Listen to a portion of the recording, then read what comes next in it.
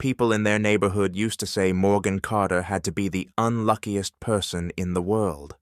Morgan believed it sometimes, too. From the time she was a kid, bad luck seemed to cling to her like a shadow.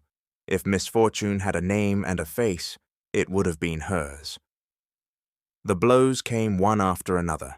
If a good thing happened, she barely let herself feel happy, because a bad thing always followed. If she got hired today, she'd likely be laid off tomorrow. If a coworker needed someone to pick on, she was it. No misses, day after day.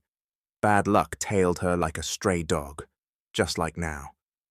She trudged home with a pout, shoulders slumped, hair a mess, clutching a plastic envelope stuffed with job requirements. She'd been fired again from the cafe, not even a month in, and out she went.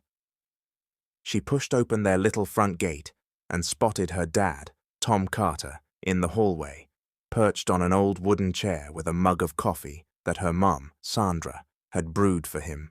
He lifted his eyes and smiled, but his brow creased the second he noticed how downcast she looked. "Kiddo," he asked gently, "did something happen again?" He didn't need to ask what she meant. Morgan sighed and sank onto the bench by the door. "Yeah, they let me go. A customer today, gross and handsy. He called me babe and grabbed my hand. I told him off and, well." Sandra stepped out of the kitchen, apron on, ladle in hand. She'd overheard the exchange. "Oh, honey," she breathed out. "That happens. Let it go. Don't let it crush you. There's a better job coming, I promise." Tom chimed in. "You?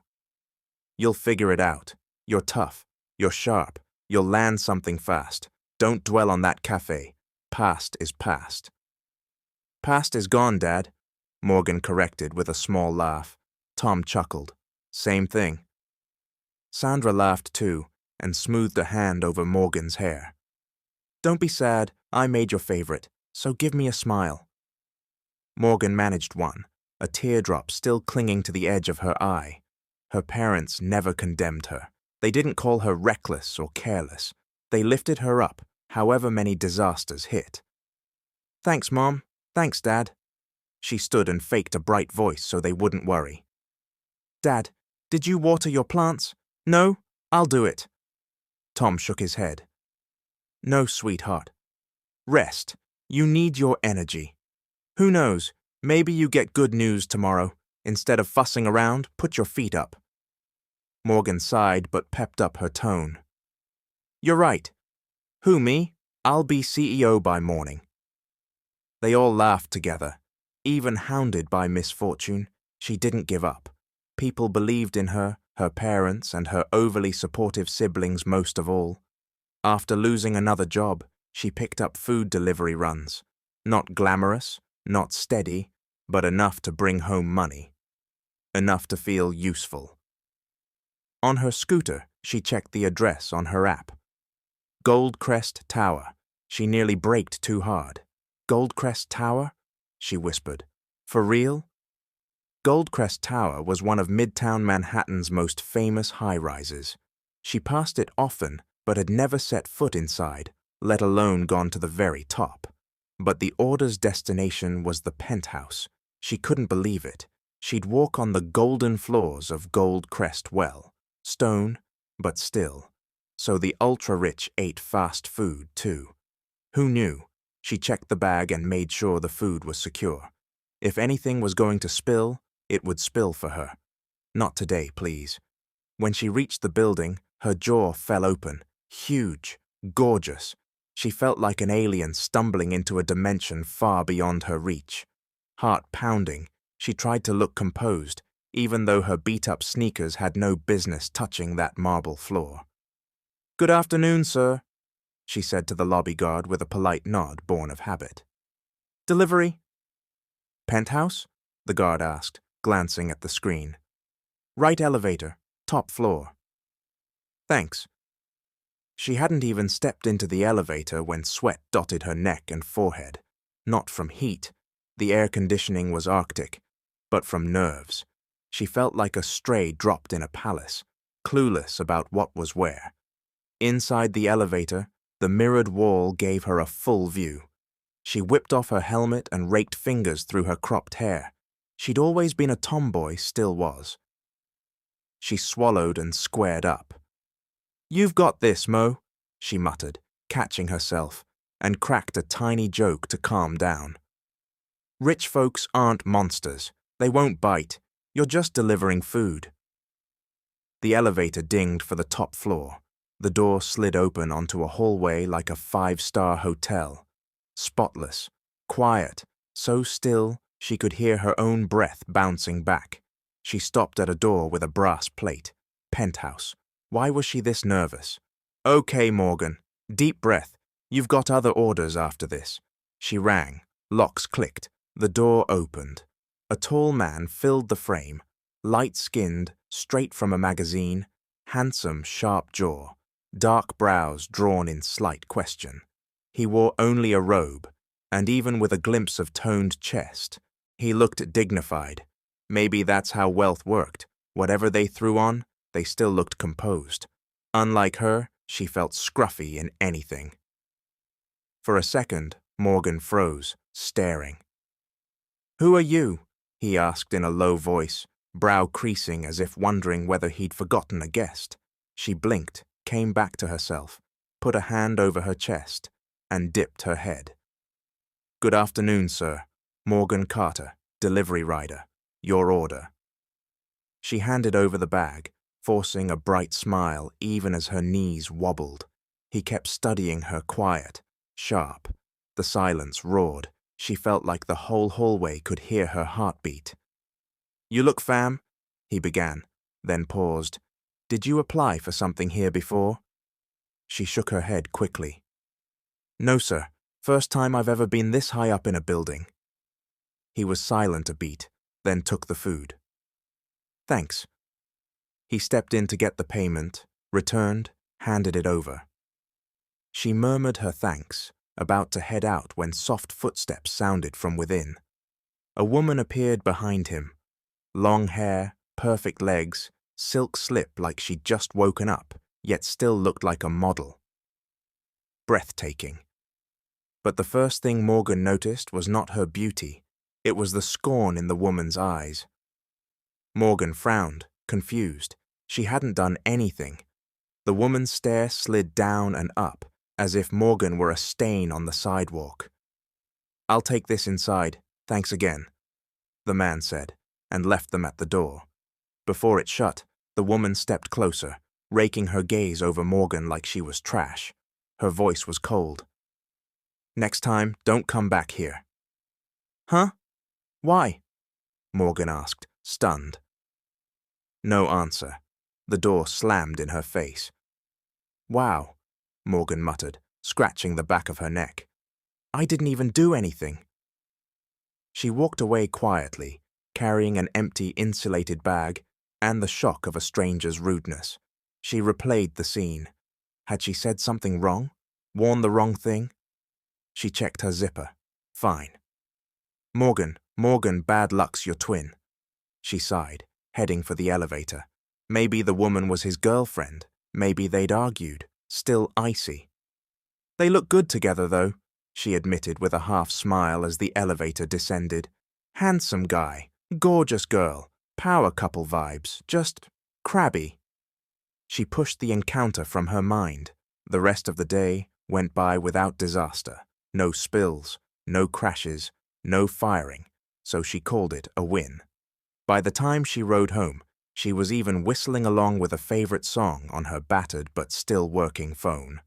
At their small but tidy house, the smell of beef stew greeted her Sandra's cooking. Morgan smiled as her stomach growled. "Sweetheart," Sandra called from the kitchen. "All done for the day?"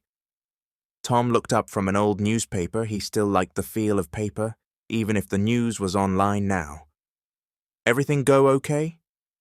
"Yes, sir. No problems," Morgan said, unbuckling her helmet and handing over takeout she'd bought for her parents. Her brother Jared was big surprise at the computer shop again. "Nobody gave you a hard time?" Sandra asked, sitting her at the table. "Nope, all good. Morgan said with a yawn. Sure, Tom pressed. You know you're strong, but you shouldn't swallow every insult.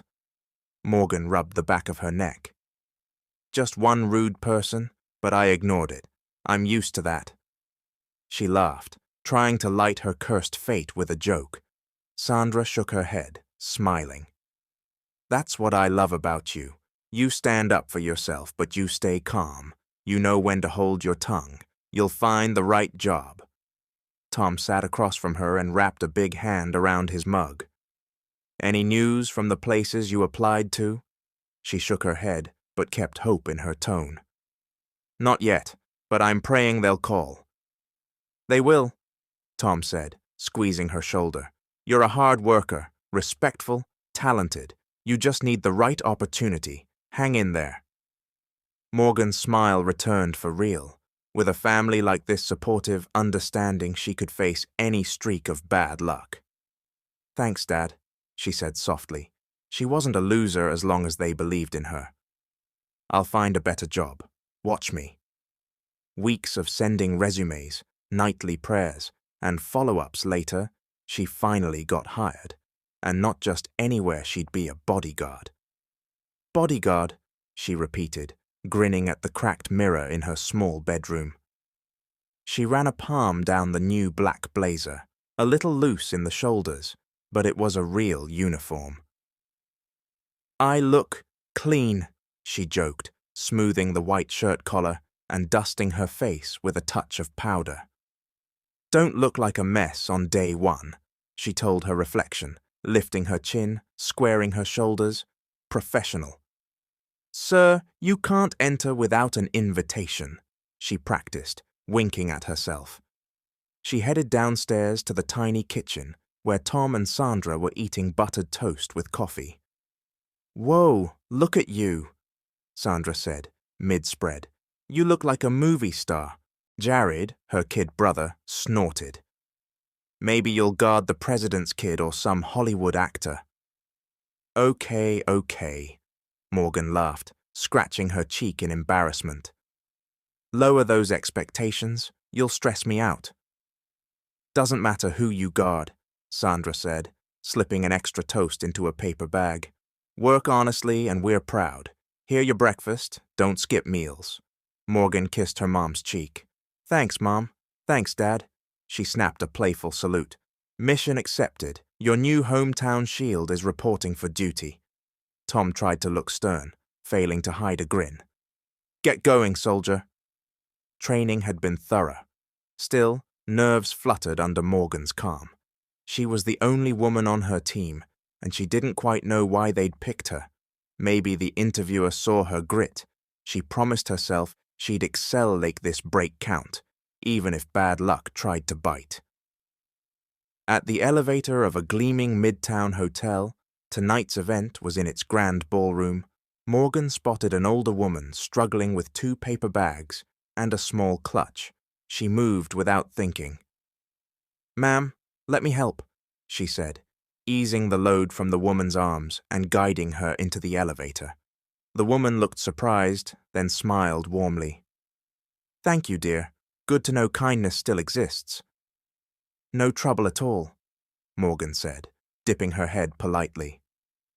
Have a good evening. You too. What's your name? Morgan. I'm Edith. Just call me Edith. Do you work for the hotel? No, ma'am. I'm on the security detail for the gala in the grand ballroom. Ah, well, take care, and thank you again. Hours later, uniform on, earpiece in, Morgan stood at the ballroom entrance checking VIP invitations. The crush of famous faces had her whispering to the guard beside her. There are so many big names. You're telling me? Her teammate murmured back. Years on this job, and this is still the swankiest event of the year. Actors, models, senators, diplomats, CEOs. Another teammate leaned in. And tonight's extra special, he said under his breath. How? Morgan asked. Word is, the city's youngest billionaire is coming. Old money lineage. Morgan's brow knit. Really? Didn't show last year, but he is tonight. A ghost most of the time private. Big deal he's coming. Security outside says his convoy's bigger than the president's. Morgan nodded, still not sure who they meant, but the tension in the air ticked up, exciting and unnerving all at once, invitation after invitation, until a woman approached from the far end of the corridor, posture elegant, wine-red silk gown, hugging a perfect figure, jewelry flashing, but it was the face that seized Morgan's attention. It was her, the woman from the penthouse, the one who'd iced her out. Morgan swallowed and quickly looked away. If the woman recognized her, she might cause trouble. Not on day one. Morgan tactically shifted behind another guard and let someone else welcome the guest. Then another woman arrived, an older one. "Good evening," she said kindly. "May I go in?" Before the guards could help, the woman in red swept over, brows arched razor-sharp. "Wait," she said, coolly. "Looks like we've got someone lost." The older woman met the stare. "This isn't some community event," the younger one said with dripping sarcasm. "This is an exclusive gala for business leaders, celebrities, people who matter. This isn't a charity function. You're at the wrong door. You can't go in." People nearby turned, catching the acid in her tone. "Sorry," one guard said, clearly uneasy. "Ma'am, she has an invitation." "Probably fake," the woman snapped. "Look at her clothes. Look at that bag. Not even designer. And you think someone like her belongs here?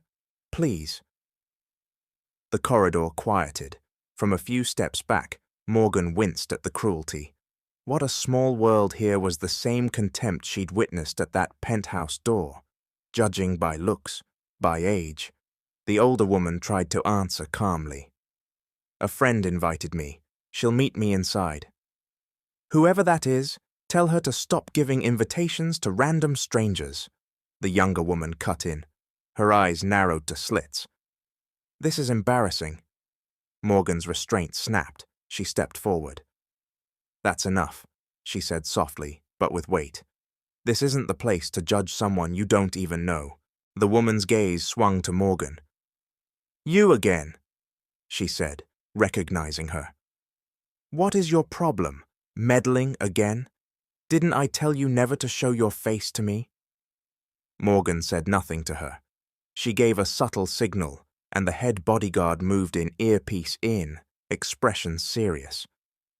"What's going on?" he asked. The woman pointed at the older guest. "This woman doesn't belong here. There's no way my fiancé invited someone like her." The older woman, Edith, quietly handed over an invitation. The head guard accepted it, glanced down, and went ashen at the name. His throat worked. "Ms. Edith," he began, then stopped at a look from the older woman. He pasted on a smile, straightened, and said, "Ma'am, welcome. Our apologies for the delay. Please go right in." "What?" the younger woman exploded. "You're letting her in? I'm talking to my fiancé. He wouldn't invite someone like her." Edith only smiled at her, said nothing, then turned to Morgan. "I want her with me," she told the head guard, nodding at Morgan, "as my personal bodyguard tonight." Morgan blinked. "Ma'am, I'm not assigned to the ballroom. I'm perimeter." The head guard touched her shoulder. "Go with her. Keep her safe and comfortable all night. That's an order." "Sir, are you sure? That's not exactly protocol. It's my first day." "Exception," he said. "Don't worry about the details. Take care of her." Still puzzled, Morgan nodded. "Yes, sir." She moved beside Edith. The sharp-eyed woman in red stayed behind, seething and confused. They walked the wide, lavish hallway toward the ballroom. Morgan matched Edith's pace, nerves buzzing. First day, and she was now the personal protector of a woman who was clearly not an ordinary guest. "Ma'am, are you okay?" Morgan asked gently when she noticed the older woman's slow steps. "Would you like to rest before we go in?" "I'm fine, dear," Edith said with a soft smile. She paused, looked up at Morgan and added, And thank you for defending me. Not everyone has the courage to speak up to the judgmental. Morgan rubbed her neck, shy. I just did what was right. I can't stand seeing people shamed for no reason. And it's my job. Edith's gaze deepened, amused and approving. Young people with that kind of principle are rare. A quiet stretch followed. Why does Thalia act like she knows you? Edith asked at last. That woman from the door, her name is Thalia. Morgan gave a sheepish grin. I used to do deliveries. I brought food to their penthouse once. That's where I first saw her. What did she do to you? Did she hurt you? Shame you? She didn't touch me. She just told me never to come back. Edith's brow lifted. Did you wrong her somehow? Morgan shook her head. I don't think so. Maybe she was just in a bad mood. That's exactly her problem, Edith said dryly.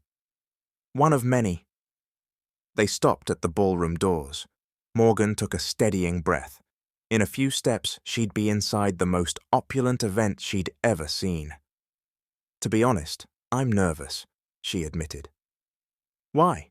Edith asked, kindly curious. It's my first time at something like this. Different world. Everyone's perfect. Everything's expensive. I'm afraid I'll step on a gown or bump someone and I can't pay for any of it.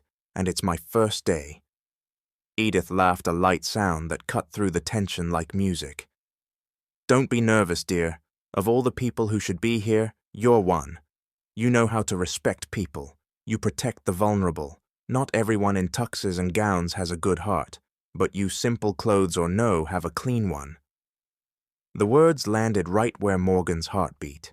She smiled, nodded, and opened the door. They entered a hall dressed like a palace, glittering chandeliers, plush carpets, guests in their most glamorous attire.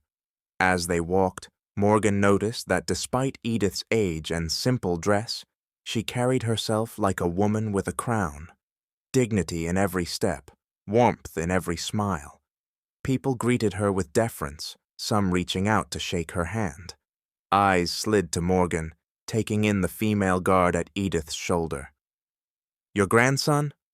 A socialite whispered to another. Edith smiled. She's my bodyguard and she's a woman. Oh, sorry, I got confused because of the hair. They reached a VIP table. Edith sat, but Morgan stayed standing behind her. Why don't you sit, dear? Edith asked. I'd rather stand, ma'am. I can watch you better. Edith shook her head, smiling as if she couldn't quite believe this young woman.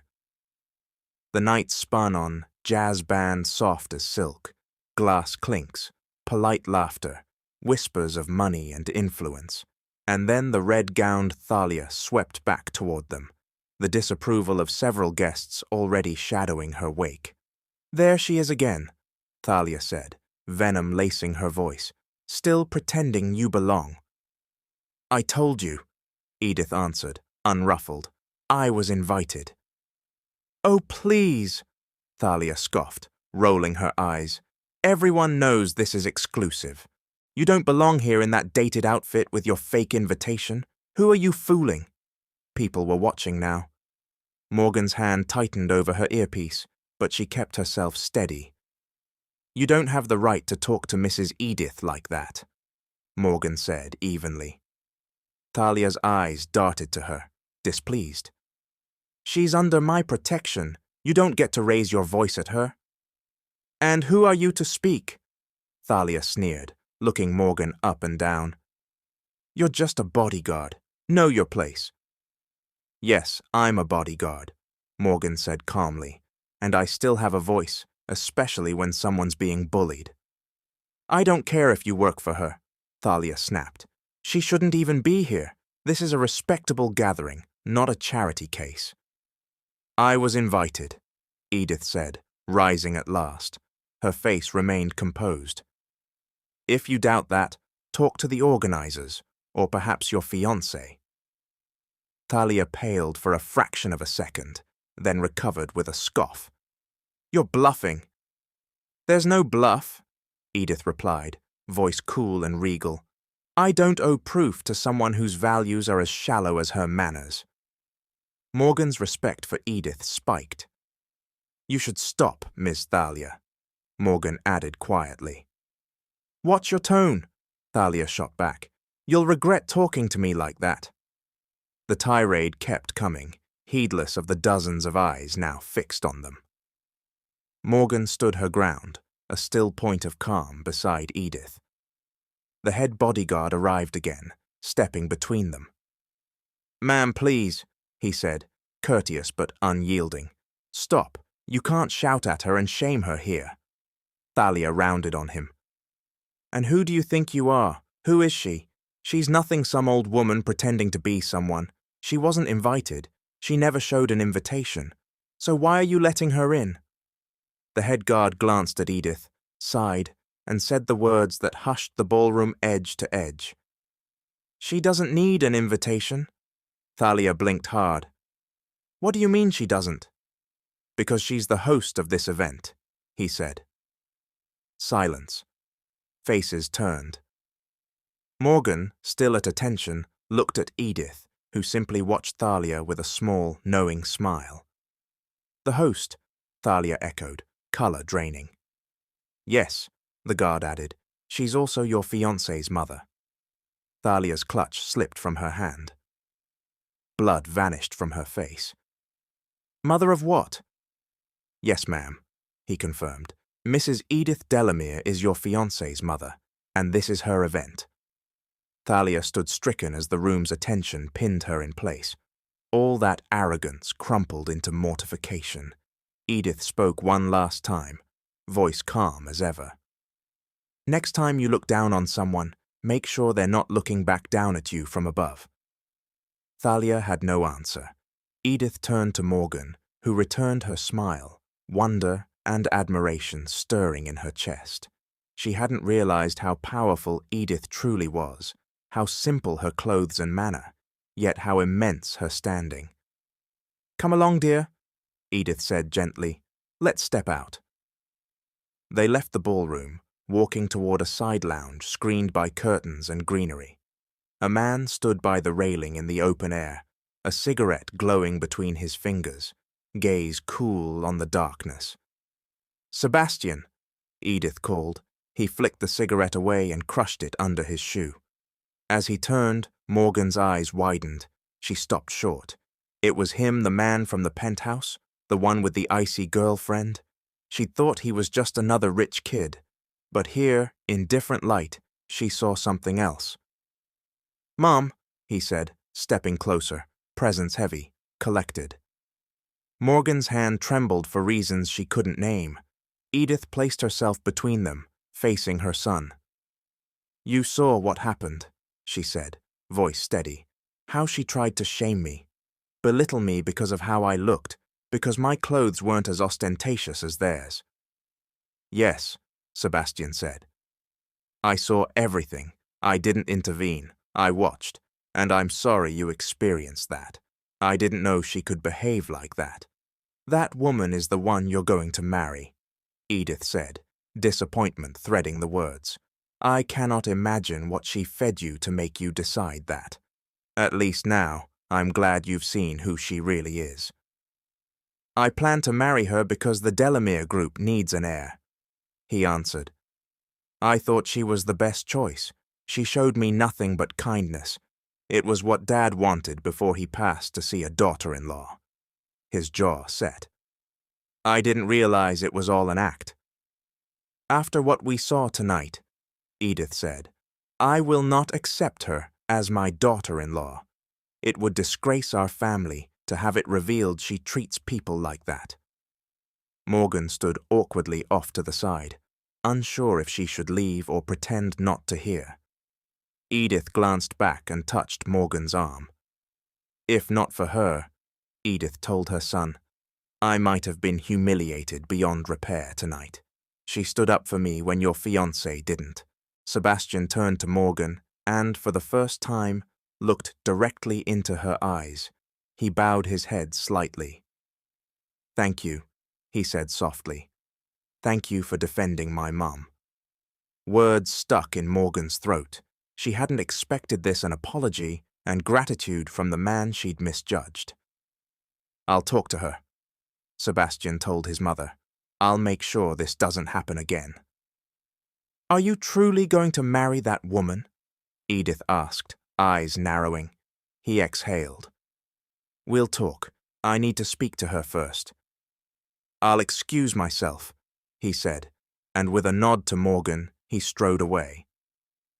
Edith watched him go and shook her head, hurt threading her voice. "I can't believe my son. She had him wrapped around her finger. I warned him, but he wouldn't listen.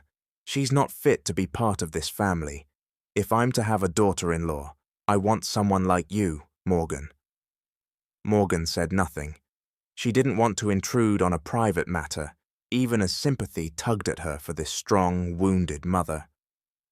Edith's eyes softened with a grief Morgan hadn't yet seen.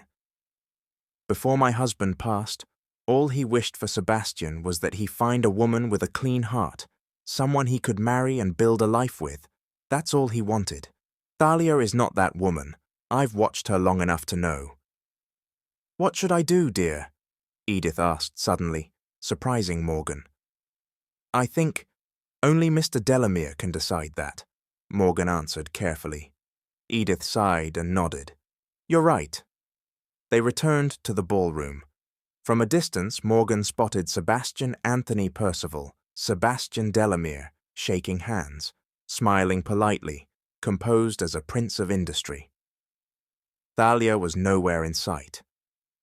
Morgan guessed she'd fled, face burning. An announcer took the stage. "Ladies and gentlemen, please welcome the man of the hour, Mr. Anthony Percival Delamere." Applause thundered. Sebastian rose, bowed slightly, and mounted the stage. The room hushed.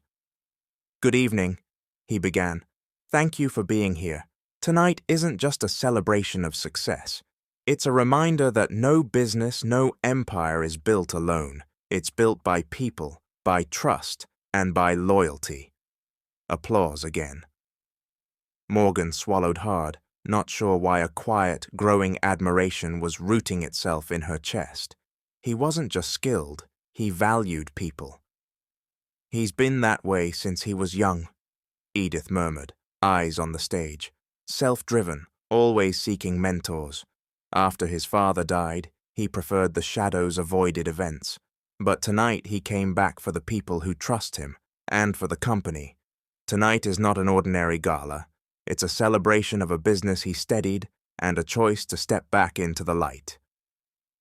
When Sebastian finished, he stepped down to a tide of handshakes. Morgan stood by Edith, respect turning into something that felt suspiciously like the start of something else. A server approached. "Red wine, ma'am?" Morgan didn't want to accept, but Edith was deep in conversation. Reluctantly, she took a glass. "Thank you." She turned to make space in the crowd, determined not to brush against any kucher, when bad luck flicked her ear. She bumped right into someone. Wine sloshed. She looked up into Sebastian's face. Her heart plunged. "I'm so sorry, sir," she blurted, bowing her head. His expression shifted, still gentlemanly, but the temperature dropped a few degrees. She glanced at his shoes. A drop of red stained the leather. "Damn it," he muttered under his breath. "I'm really sorry," she pleaded. "Let me clean it, please." "It's fine," he said flatly, already turning away. The panic didn't let her. "I'll just let me please, sir." He didn't protest further, perhaps because of her insistence. Together they went to Edith. "Ma'am," Morgan said, still mortified, "I spilled on Mr. Delamere. I'll clean it in the restroom and we'll be right back." Instead of scolding, Edith smiled.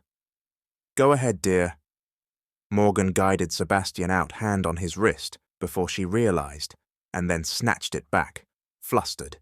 He said nothing, but the severity on his face eased a fraction. In the restroom marble, gilded mirrors, vents humming, Morgan dabbed at his coat, then crouched to polish the smudge on his shoe. Men came and went, glancing, puzzled. "So you're my mum's bodyguard," Sebastian said at last. Morgan looked up, then lowered her gaze. "Yes, sir." "We've met before, right?" "Yes, sir, when I delivered to your penthouse." "Oh, right," he said, a hint of recognition. "Been guarding my mum long?" "No, sir, I'm not actually assigned to her. I'm on the event team, but after what happened earlier, she wanted me with her." He nodded, quiet. "Thanks," he said simply. Morgan blinked. "For spilling on you?" "For helping her. Not many people would stand up for someone like her in that kind of crowd." "I just did what was right." He offered a faint, almost secret smile. When she finished, he took her elbow and helped her up. "Come on, that's enough. Go wash your hands," he said, guiding her to the sink. They stepped out to the hallway, where eyes followed them for reasons Morgan didn't dare guess. Her heart hammered louder with every step beside him. Days after the glittering chaos, Morgan settled into her regular security job. Quiet, disciplined, not chatty traits her supervisors appreciated. Then one afternoon, while she was reviewing rosters, her boss called her in. "Morgan, got something to tell you," he said, glancing up from a document with a grin. "Remember Mrs. Edith Delamere?" "Yes, sir, the woman I escorted at the gala." "She called yesterday, wants to hire you as her personal bodyguard." "Me?" Morgan's eyes went wide. "You," he said. "She was impressed your composure, the way you defended her. She says it's rare to find that discipline and respect." Morgan felt warmth blossom in her chest. "Then I won't say no. I accept good. Tomorrow you'll report to the Delamere estate. And Morgan, don't waste this woman's trust. She's respected across the industry." "I won't let you down," Morgan said, meaning it. The next morning, dressed in a crisp black blouse and well-pressed slacks, shoes gleaming, she checked herself in the little living room mirror. A black SUV idled outside. Tom patted her shoulder at the door. "Be safe, kiddo, and don't be shy." Morgan saluted with a grin. "Yes, sir." The estate north of the city, all stone and green lawns, was something out of a film. Fountains, rose bushes lining the walkway, a fleet of expensive cars. A staff member greeted her at the door. "Ms. Morgan, welcome to the Delamere estate." Inside, marble floors, a sweeping split staircase with scarlet and gold runner, and at the far end, Edith in an elegant white dress, smiling. "Morgan," she called warmly, "welcome to my home." Morgan bowed her head. "Thank you, ma'am." "Don't be nervous," Edith said, patting her arm. "Make yourself at home. I already feel safer with you here." So began a new chapter, from delivery rider to the personal bodyguard of a formidable, respected woman. Behind Morgan's smile, nerves tangled with anticipation. Inside these walls, her life would change. Maybe bad luck would finally lose her scent. Days passed smoothly. The estate was calm, the staff disciplined, Edith kind. But one presence always hummed at the edge of things: Sebastian. Sometimes Morgan would spot him descending the stairs in a white shirt and black slacks, tablet in hand, face set for a day of meetings. When their eyes met, something inside her knees went weak. Her treacherous heart pounded every time. "That's just how my son is," Edith would tease softly, noticing their silent exchanges. "Too serious about work, probably a meeting again." One late night, thirsty, Morgan crept to the kitchen in a t-shirt and shorts. She poured orange juice, then startled at the door opening. Sebastian stood there in a black robe, hair damp from a shower, gaze steady on her. "Good evening, sir," she said quickly. He nodded and came to the island, silent. She held up the pitcher. "Would you like some juice?" He considered, then nodded again. She poured and set the glass near him. "Here you go, sir." "Thank you," he said quietly. You're welcome, she murmured, cheeks warming for reasons she didn't want to untangle. They drank in companionable quiet, a silence that somehow felt full. One afternoon, on her way to deliver security documents to the study, she paused at the slightly ajar door. Voices Edith and Sebastian floated out. "Are you sure about this, son?" Edith asked calmly. "Really sure?" "Yes, Mom," Sebastian said. "It's over with Thalia. We talked and ended it amicably." Morgan blinked. Ended? Relief slipped into her bones like cool water. "It was all just a contract," he continued, blunt. "I proposed not out of love, but pressure your wish for a grandchild, the board pushing me to produce an heir. I'm not getting younger." At first, I thought it made sense. We got along. She performed well. I didn't realize who she really was. We agreed to announce, marry for form's sake, and end it quietly after a year. But after what happened, she couldn't go through with it. I don't blame her. I paid her, and we walked away. Morgan stepped back from the door. It had never been real. Not love, not even a real engagement. A small smile tugged at her mouth as she walked back down the hall, unsure why the knowledge made her lighter on her feet. Weeks later, Edith called Morgan to the balcony at breakfast. "I have an engagement today and can't accompany Sebastian to his meeting," she said. "I'm taking one bodyguard with me, so I'd like you to go with him and serve as his guard for the day. And dear, don't wear your regular uniform. I've prepared a suit in my room for you." In the bedroom, a tailored women's suit lay on the bed, softer fabric, finer stitch, cut to flatter. Morgan put it on and stared at her reflection. She looked beautiful, professional, but undeniably feminine. Edith beamed when she saw her. Perfect.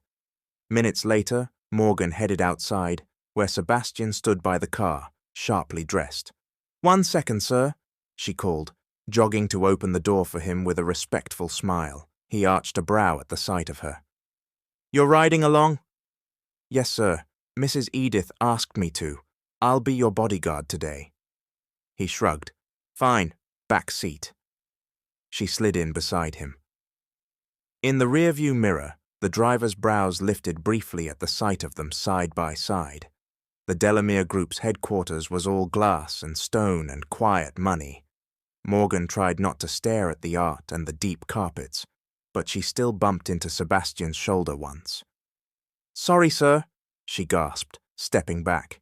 He studied her for a second. The corner of his mouth twitched, almost a smile.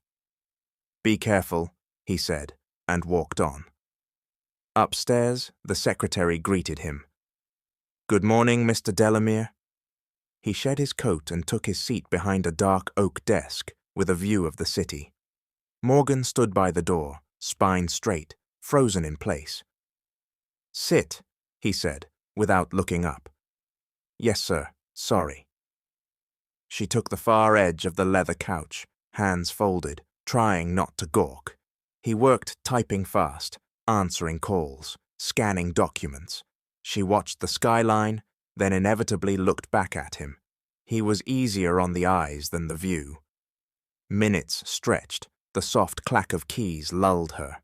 Her eyes drifted shut, a gentle shake. "Ms. Morgan." She startled upright. "Sir, sorry, I fell asleep." He looked faintly amused, then stood. She swiped at the corner of her mouth, mortified at the thought of drool. "I'm heading to a meeting," he said. "If you're tired, you can rest here. You don't have to come." She shook her head fast. "No, sir. I'm fine. I'm coming. I'm so sorry." He said nothing, but as they walked out, she could have sworn a hidden smile lingered on his lips. At the restaurant's private room, a cluster of seasoned executives waited. Morgan took a step to stand off to the side, but Sebastian stopped by an empty chair and looked at her. "Sit here." She blinked. "Sir?" "Beside me." She sat, feeling eyes slide her way. The meeting rolled expansions, investments, logistics. A grey-haired investor suddenly smiled at the end. "If you don't mind me asking, Mr. Delamere, is she your girlfriend?" Morgan froze. Before she could sputter a denial, a woman in the group leaned in. "You've never brought anyone to a meeting before, especially not a woman. She's charming. You two match." Heat climbed into Morgan's cheeks. "Number, I'm not his girlfriend. I'm his bodyguard." Laughter bubbled surprised, not cruel. "A bodyguard? Really?" Another said. "He never brings security in here. Honestly, you look like a couple." Morgan wanted to sink through the floor, but deep inside some small, disobedient part of her glowed. From that day, Edith reassigned Morgan primarily to Sebastian. He didn't argue. They spent more time together, and closeness did its quiet work. Feelings grew. Later, Morgan would learn that Edith had engineered it. She wanted a daughter-in-law, like Morgan. In time, the two fell in love for real dates, family introductions, a long church ceremony, and finally, a home together. One bright, cool afternoon in the Delamere Estate's gardens, Morgan stood on the balcony with a mug of coffee, watching Sebastian kneel on the grass, laughing as their twin toddlers chased him with foam balls. "Got you!" one shrieked, leaping onto his back. "No fair, you cheated," Sebastian groaned, collapsing theatrically as the twins exploded with giggles. Morgan smiled at the picture, like a dream made real. The once distant, guarded man now played like a kid with their children. All the frost melted from his heart. Edith drifted to Morgan's side, eyes on the trio. "You've been watching your little monsters for a while," she teased softly. Morgan started, then smiled, eyes damp. "I'm just happy, Mom," she said. "I never thought I'd have a family like this. It used to be a dream. Now it's real." Edith squeezed her arm. "I'm happy for you too. You know, it's obvious how much joy they've brought him. He isn't the same man he was. He's more alive." "Mommy!" the twins cried, spotting her. They barreled toward the veranda. Morgan opened her arms and they crashed into her waist, squealing. "Mommy, Daddy's cheating again," one complained, breathless with laughter. "He said he's the monster." "That's because you're too good," she said, ruffling their hair. "Of course he can't win." "Here comes the monster again," they shouted. Sebastian charged, playing at being fearsome, then wrapped his arms around all three at once. "Family hug," he declared. They stood in a tight knot, twins tucked between them, laughter spilling out over the garden, the sun warm and the breeze cool, problems far away. On the veranda, Edith watched her son, her daughter-in-law, and her grandchildren, radiant with a contentment she hadn't felt in years. And in that moment, Morgan knew she wasn't the unluckiest person in the world anymore. She was the luckiest because of her family. The end. This is Mr. Hope. Thank you for watching. Please like and comment.